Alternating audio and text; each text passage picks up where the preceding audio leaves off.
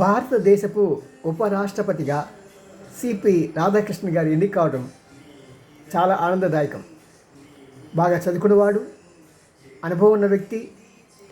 BJP భావజాలం అనేదానికన్నా మన భారతదేశపు ఐక్యత సమగ్రతకు పట్టుబడిన వ్యక్తి.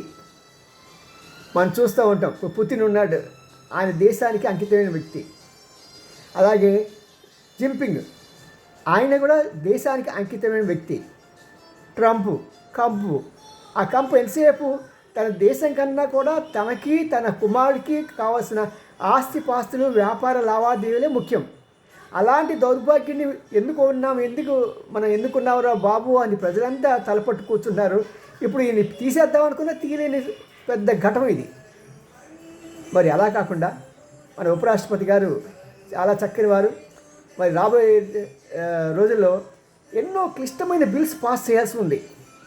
ఆ క్లిష్టమైన ఈ బిల్స్ అన్నీ కూడా పాస్ కావడానికి ఇలాంటి చక్కని మేధా సంపత్తి కలిగిన వ్యక్తి ఎన్నిక కావడం మనందరి అదృష్టం.